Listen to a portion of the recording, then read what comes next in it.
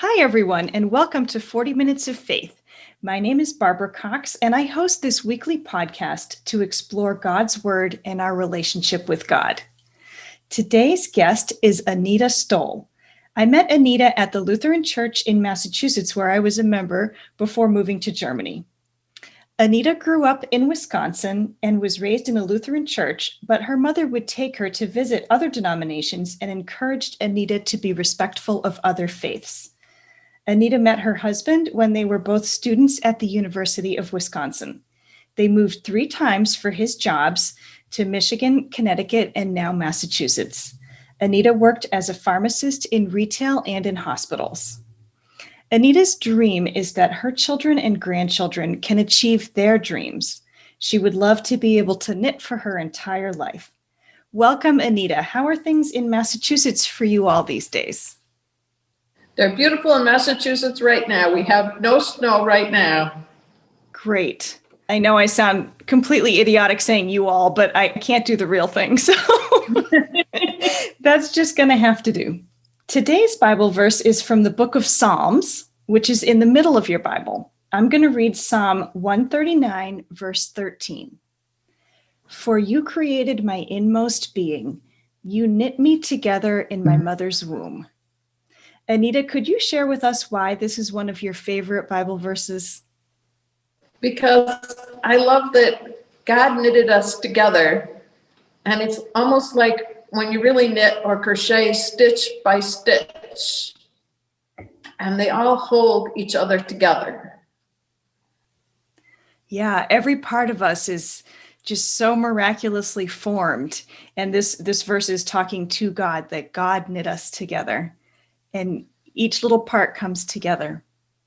Right. And each part holds the other part together. I get a sense of love from that verse, imagining that God built me and all of us in a thoughtful way and imaginative too. Throughout this podcast, we'll be showing different prayer shawls through the video component, viewable on YouTube and on the podcast website, which is 40minutesoffaith.com. I want to show you the first prayer shawl that I received, which was from St. Peter's Episcopal Church in Salem, Massachusetts, before my husband deployed. And I know that in a few minutes, Anita is going to have a lot of prayer shawls to show us as well. Anita, I've noticed that there are different ways to pray for people and to show people God's love. I sure felt God's love and support when the people gave me this prayer shawl before my husband deployed. Some people are able to read prayers out loud in church, while other people pray while knitting or crocheting. When did you start making prayer shawls? And is there a prayer that you or your group say before you start to knit? I started making prayer shawls when we moved to Connecticut. And I met a woman who introduced me to prayer shawls. She was making them for her church. And she needed help joining the yarn. And so that's how I got introduced to prayer shawls. And then the church we were going to in Connecticut did have a prayer shawl group. And so I joined that group. And yes, we pray over the shawls. We meet once a month here at Grace the King. So people bring their work. And we put our work in the middle of us, and we all put our hands on it and pray over the shawls that we're working on. Sometimes people know who the shawl is for. And if you know who the shawl is for, it is easier to pray for that person. Mm-hmm. But sometimes you pray with your pattern. How does that work? A repeat of 3 stitches. You could pray in the name of the Father, Son, and Holy Ghost. Or you could put a Bible verse to your pattern. So it depends. Sometimes you know who you're making the shawl for, and sometimes you do not. So you might be thinking about a particular Bible verse as you're knitting that shawl for a particular person, or really for anyone? Right. That's amazing. I didn't know that. Shawls don't have to be knitted or crocheted. They can be sewn. They can be fleece that is tied. I mean, you can make your shawl in any number of ways. They can be small, they can be big. They can be very small that they just fit in somebody's pocket. Say that the person doesn't want to wear a shawl all the time, but they'd like something in their pocket to remind them. That's amazing. I love that. I had never heard that before. Yes, they're called pocket shawls, and there are patterns for pocket shawls. Great. Anita, I'm so glad you're in the church right now. Would you like to show us one of the pews with shawls on them? Yes. So sometimes we make shawls for new mothers or for baptisms. So this would be one that I would say for a new mother or a baptism. Sometimes they like them if they're nursing the baby. Yep. That is beautiful. I know. So shawls can come in any shape or size. This one happens to be a triangle. And it can be worn like the one I have with like a collar. Or it can be worn over the shoulder. So there's lots of ways to wear a shawl and lots of shapes. This one would be for a new baby. Mm-hmm. And it would be great for a baptismal shawl because it's white. Sometimes we use the churchier colors for the shawls. This is another triangular shawl, and it has tassels. Wow. And there's a Bible verse about tassels. That's I think right. it's in Isaiah. Mm-hmm. So some of them get tassels. Mm-hmm. This would be another baby shawl. Sometimes shawls are long and narrow. Mm-hmm. And this one definitely has a 3-stitch repeat. So this is one where in the name of the Father, Son, and Holy Ghost would work very well for repeating while you're working. And then I'm going to move to the other side. Sure. This is another triangular shawl. Mm-hmm. Sometimes when you're working on triangular shawls, they start from the point and work wider, or sometimes they start on the long end and get narrower. So there's lots of ways of making the shawls. Another triangular one. Aww. This is a baby one, and we put ribbon through the edges. Yeah. This is another blue one. This reminds me of a royal color. Yes. For Advent. And this is another baby shawl. I can see, it looks like there's almost small squares inside the square shape of the. Yes. Neat. This is another one that has like a 3-stitch repeat. That's amazing. You really know what you're talking about, Anita. I'm not too good with thread or yarn. I can cross stitch. But you would still have a place in our Prayer Shawl Ministry because we still need people who do delivery of shawls. We need cards. We put a card with each shawl. That's right. I have different cards for when people are sick. Okay. Or for baptism. Mm-hmm. And here at Christ the King, we try to send shawls to new freshmen in college. Aww. When they're away from home. That's wonderful. Something we happen to do here, but people tend to think shawls are only for somebody who is sick. Right. But shawls can be used for many different occasions and not just because somebody's sick. They can be baptisms, confirmation. Yes. Weddings. Mm-hmm.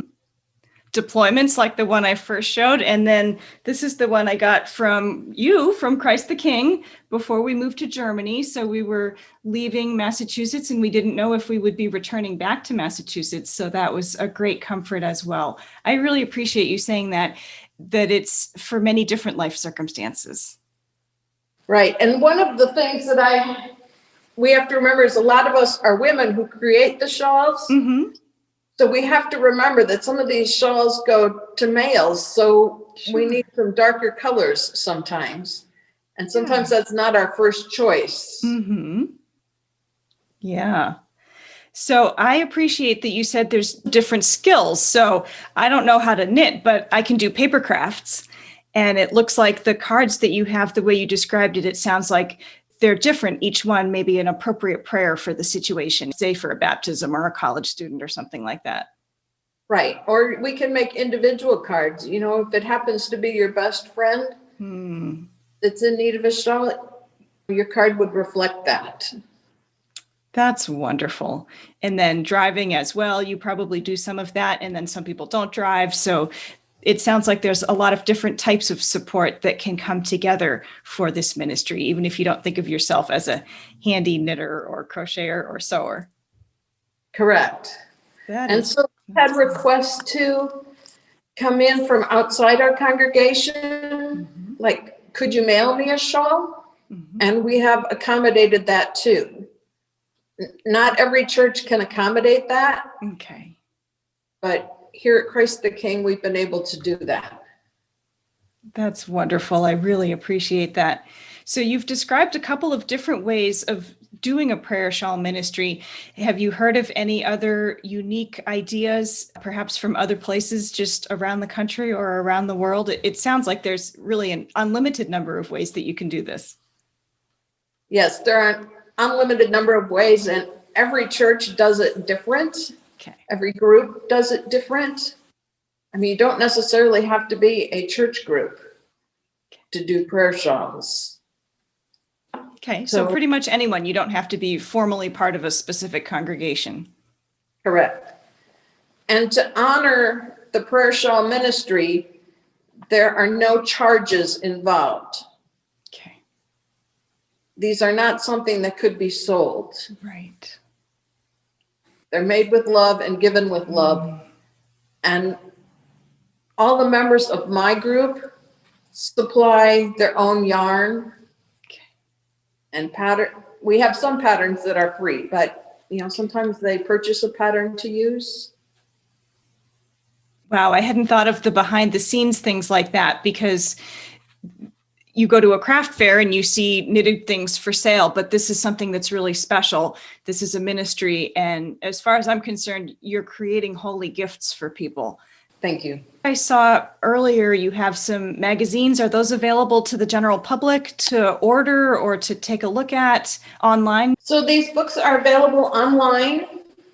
Janet Bristow and Victoria Cole-Gallo are the originators of Prayer Shawls. They were in Hartford, Connecticut when they started this ministry in the seminary. And so they've written a couple of books, and they have prayer ideas for what to put on cards, prayers to say.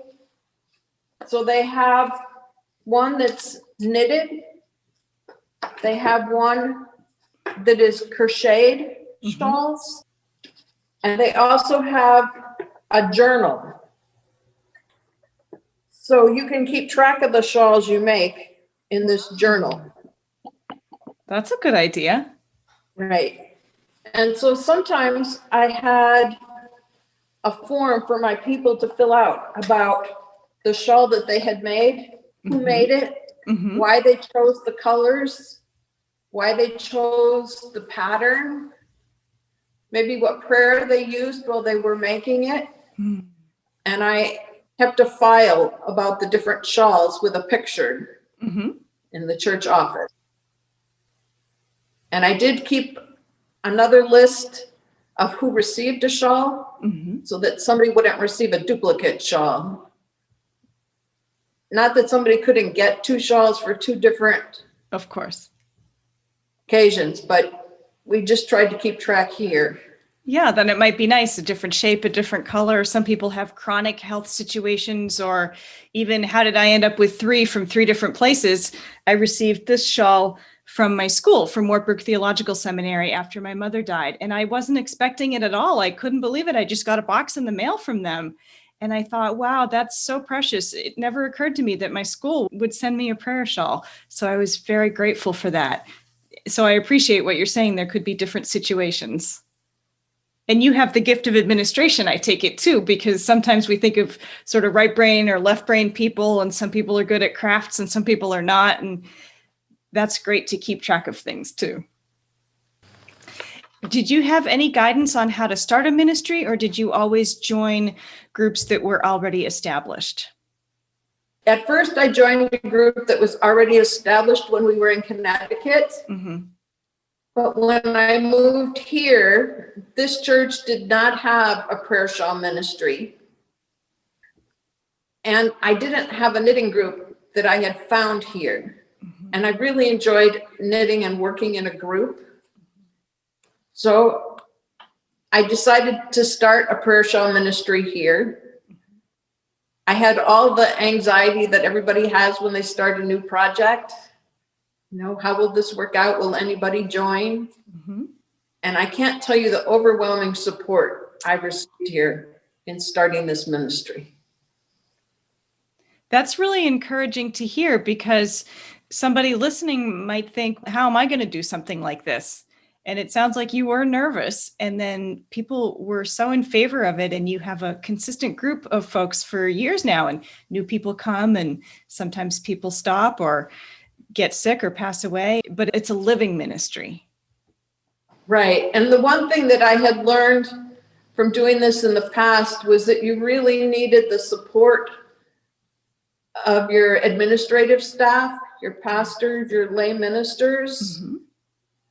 So before I started, I explained this ministry to the pastor and to the staff, because you really need their support in handing out shawls and dealing with requests, because sometimes the pastor's the only one who knows that somebody may need a shawl. Mm-hmm.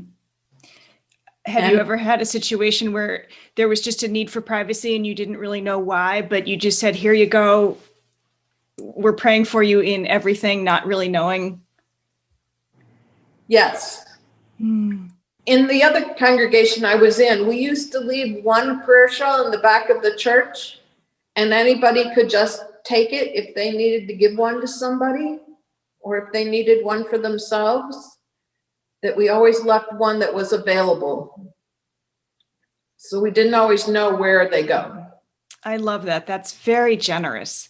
It's not transactional then. You're not saying, well, I'm sorry you broke your leg, here's a shawl. It's, you take what you need. We want to give this to you.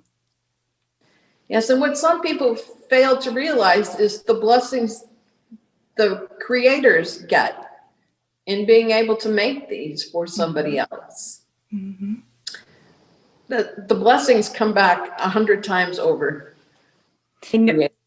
I know you have some stories for us today, Anita, and some of them are funny and some of them might make both of us cry, but I would love it if you wanted to share some stories about how you've seen God's grace in this ministry.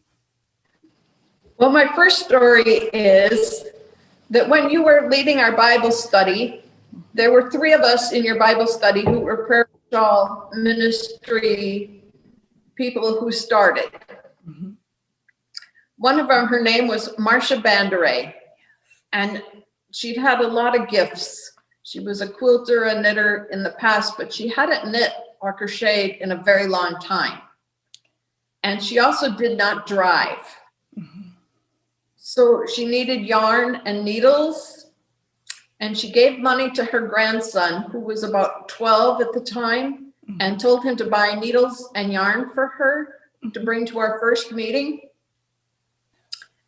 Well, he picked out the color he loved, right? Camouflage green, and brought it to her. And she's like, what am I going to do with camouflage green?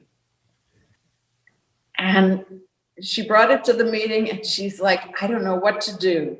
Should I even start with this yarn? But my grandson was so excited about the color. And we all told her, just knit the shawl. It will find the right place. So she knit her shawl, and she was finished, and all she kept saying was, I don't know who's going to want this color green.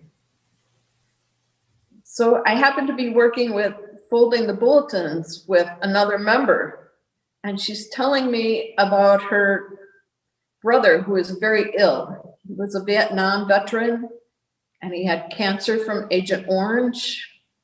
and he'd been in the Army.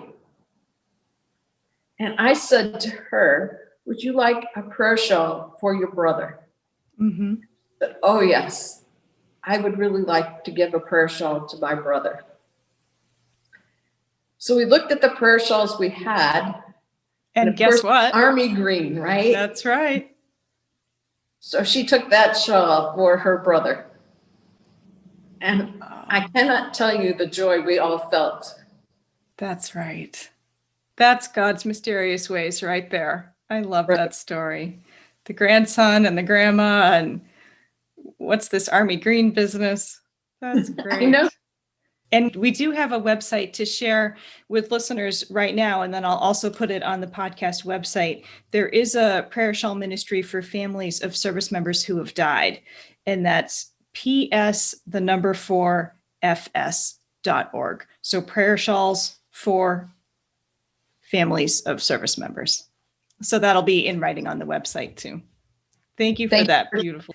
So one of my other stories is when I started this ministry, we had received a new pastor here. Mm-hmm. And they were expecting their second baby. Mm-hmm. And our Prayer Shawl Ministry was new. And I was like, we need to do something for this pastor and his wife when they're expecting a new baby. And so we decided to all knit squares. And we knew the baby was going to be a boy. So we picked a blue yarn and we all used the same yarn and we all made squares the same size, and everybody could pick. They could pick to do the same square or different square, but each square had a little picture, like a duck or a rabbit. Like knitted right into the wool or the yarn? Knit into the pattern. Wow. And we stitched them together. Mm-hmm. And then we had a little baby shower for the pastor and his wife and gave them the blanket. Mm-hmm. So that was our way of welcoming the new baby into our congregation. That is a really special gift. And I love the idea that typically it sounds like a shawl would be made just by one person because it's sort of a continuous work, but this is coming together. So a whole bunch of people made these squares to contribute and then they were assembled. Sounds like a quilt prayer shawl almost. Yes, but it was a way to have everybody involved and still have one shawl, right? Yes. But everybody got to contribute. Mm-hmm. And we have done that when we have knit. Some of our members have gotten sick during the years that we've existed. Yeah. And sometimes we have knit a shawl and each worked doing one row or two rows on that shawl so that we have all made a stitch in the shawl that's given to somebody. So a shawl doesn't have to be just one person's work. It can be many people. It's special enough just having one person knit you a shawl, but to share it around, that's really lovely. And when one of our first members, the Marcia Banderay, who made the camouflage, passed away, yes, her family brought the knitting to the funeral home and had it at the funeral home for the visitation, her basket of a shawl that she had started. And one of our members finished that shawl for her daughter who had not received one. Sometimes you finish somebody else's work. We've heard a few examples of different types of situations where you give the shawls. Have you ever had outside organizations that you go to or that you've shared shawls with people there for different reasons? Yes. So I've had hospice organizations contact our church and ask if we had anything we could donate. And when they ask, I give as many as I have to them. And that was one of my biggest fears when I started this Prayer Shawl Ministry. Would there be enough shawls? That's right. And there have always been enough shawls. You've got the loaves and the fishes going right there, Anita. So yeah, you worry about all kinds of things that you don't need to worry about. Mm-hmm. Well, that's probably the administrative side of our brains. Like, well, on average, we need X number of shawls per year. And one year you might need more, and one year you might need less. But then the workers come, and that's just amazing. I know one of our members is very ill, and she knits prolifically. Probably brings me a shawl or two every month. And it gives her great joy to be able to share that. Yes. How has the pandemic influenced the Prayer Shawl Ministry? Okay, so we normally met once a month here in the sanctuary. But during the pandemic, when it first started, we chose not to meet for several months. Yeah. But the group is very strongly connected. So we decided in the summer that we could meet outside, and different people offered up their backyards. And we met outside, safely distanced with masks. We met into the fall while we were wearing our winter coats. And then because the church wasn't being used and we're a small number of people, we're less than 10. Yeah. We met in our fellowship hall, which is like a large gymnasium. Yes. And we could open the windows and have the chairs very distant. But now that Massachusetts has asked churches to come down to 25% capacity, we've decided to take a break for the month of January, and we'll reevaluate in February if we can meet again. But we do try to email each other and stay connected by phone calls. I suspect it's a blessing to be together in person, but I also am guessing that folks are still knitting away, even alone in their own homes. I know my mom used to knit while she watched TV, and I was always amazed that she could watch the screen and stay fully engaged with whatever the show was, and her hands were just knitting away. That's not me, but I really admired that. In November, we had the shawls blessed during a worship service. Our numbers were down, right, for attendance, but we still put the shawls out, and I filled up every third pew in our sanctuary with shawls that had been donated over the pandemic. The shawls just kept appearing. What a beautiful way to symbolize the social distancing, the space between pews anyway, and then something so precious there, and then having that blessing. Yes, and our minister has been extremely supportive of the Prayer Shawl Ministry. He comes to our meetings. He shares prayer concerns from the congregation. We mail cards to people, and we as the Prayer Shawl Ministry get to sign our names to these cards. And when we've had the blessing of the shawls, he's been just so supportive. I feel like I need to confess to you something, that my mind has really been changed. I am afraid to admit, I think when I was younger, it seemed to me like kind of the ladies get together and probably drink coffee, or I didn't understand that this is really spiritual work. And maybe it's not the same every place, but this is just the best of everything combined. If you're talking about Bible verses, it might not be an official Bible study, but if you're sending cards, what an amazing ministry that really is so much more than just getting together and drinking coffee. And you might not even want to have any beverages around when you're knitting. I'm not really sure, but I'm so glad to learn this from you and to really honor this is God's work that you're all doing. Yes, we have tried very hard here to include some kind of Bible verse every month at our meeting to discuss, or some spiritual topic, and to meet the spiritual needs of the members of the group.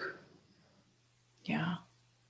Do you ever hear back from people who have received prayer shawls? Because I am wondering if the recipients of the prayer shawls or other handmade gifts, they feel a connection with God through your hands. I know I have, but I don't know if it's anonymous. You can't, of course, or if it's part of an institution, but do you ever hear back? Yes, and that was what was so exciting to me, because I didn't expect to hear back from anybody. Yeah. But recently, one of our members gave a shawl to a friend. Mm-hmm. That friend sent 3 handwritten thank you notes and made a donation to our Prayer Shawl Ministry. Mm-hmm. I never expected 3 thank you notes from somebody plus a donation. Oh, and we will use that donation to mail shawls to somebody else. Mm-hmm. So a lot of these donations came in that I never even knew about. They went to the church as a whole. Right. And I never realized that that's where our donations were coming from. So everything is free, like you said, nothing is for sale, but the donations can be used. And I imagine most of you are just giving freely. You buy the wool or the yarn, you pay for the postage. That's just a gift of love from your family. But it's nice to have an opportunity to maybe purchase extra materials or the shipping costs, like you had mentioned. Thank you for using that money with good stewardship to further the ministry. Thank you. And yes, we have received yarn donations. Oh. One of our members passed away and her family donated all her knitting, crocheting supplies to us. And then what we could not use, we passed on to other organizations that could use them. Mm-hmm. So other organizations have benefited from our donations too. So Camp Calumet, who has knitting and crocheting retreats. That's right. There's different kinds of church camps or retreats or other ministry groups. Yes. I do have another website that I wanted to mention. Very excited. Yeah, I'm sure they're thrilled when they get those. Another website that you had given me, Anita, is just called shawlministry.com. And I wanted to mention that they have a section with different prayers, patterns, and then they also have a list of states and groups who are doing shawl ministry. And I'll put that up on 40minutesofaith.com also. But there are resources if anyone is thinking about starting a prayer shawl ministry, or you want to see if there's one near you, even if you're not anywhere in Massachusetts near Metro West or anything like that. Are there any other resources that were helpful to you, Anita, over the years with knitting in general or prayer shawls specifically? Yes, so some of these cards for the shawls, you can just download from the internet too. There's internet resources on how to start a prayer shawl ministry. Great. You can check your different church denominations. Okay. And see if they have anybody with experience doing shawls. Most denominations have somebody doing this work.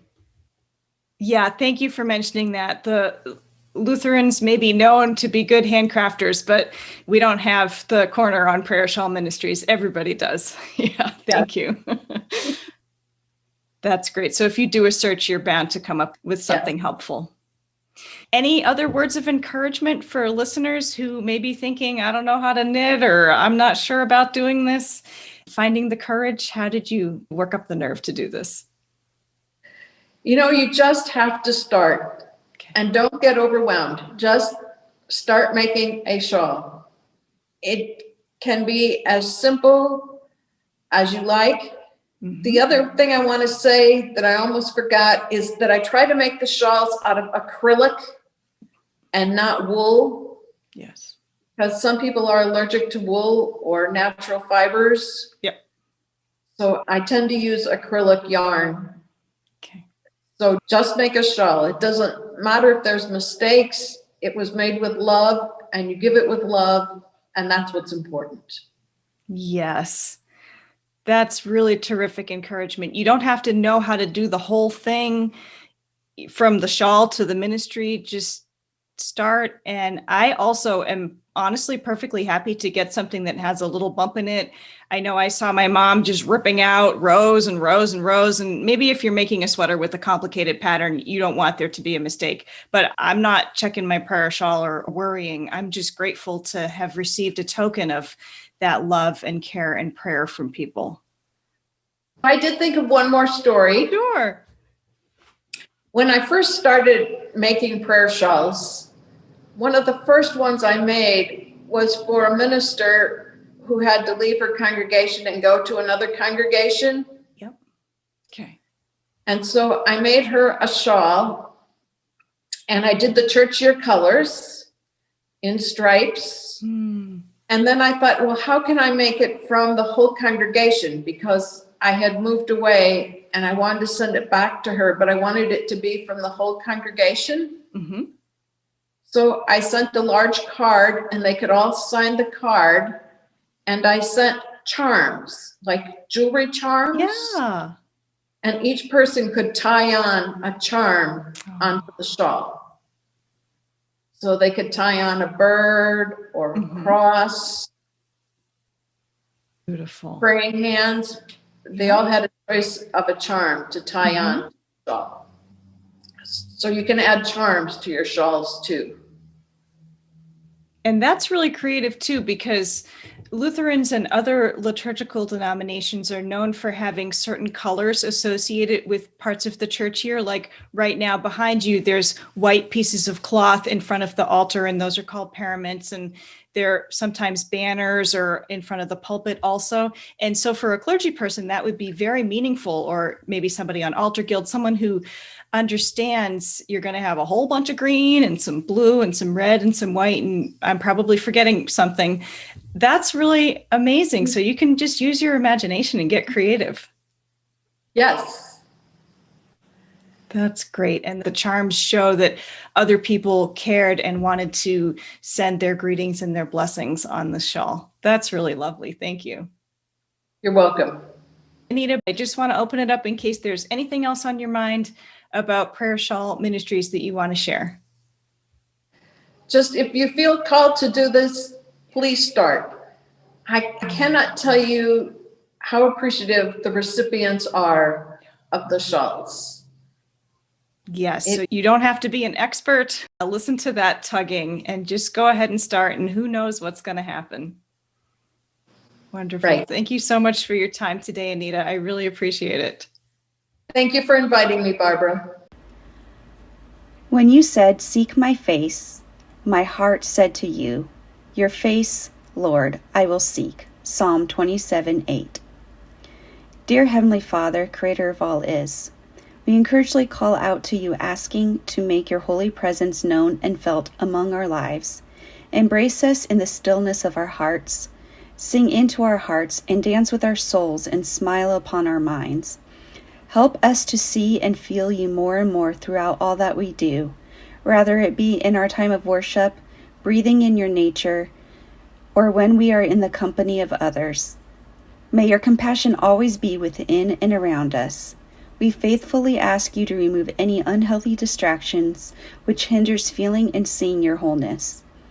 Guide all who call out to you and make our prayers deeper and more intimate with you. Show us how to walk in your light rightfully, so we can feel you and enjoy you in all that we do and in all ways that we reach out to you. In Jesus' holy and powerful name we pray. Amen.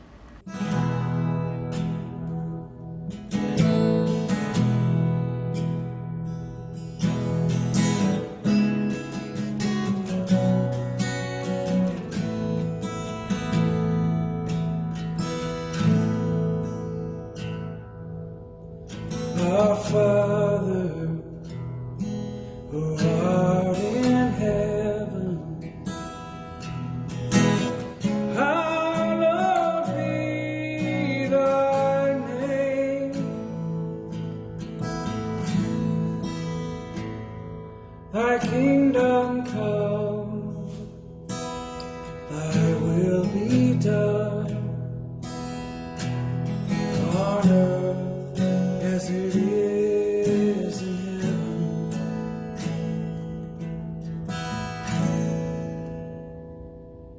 Give us this day our daily bread, and forgive our debts as we forgive our debtors.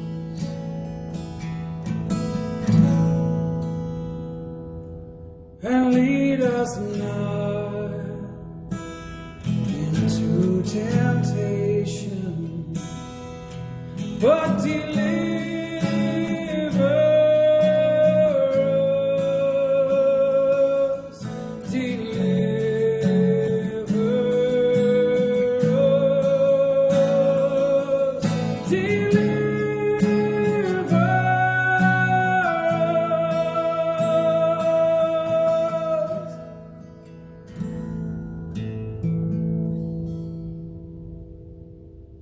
Thine is the kingdom, thine is the power.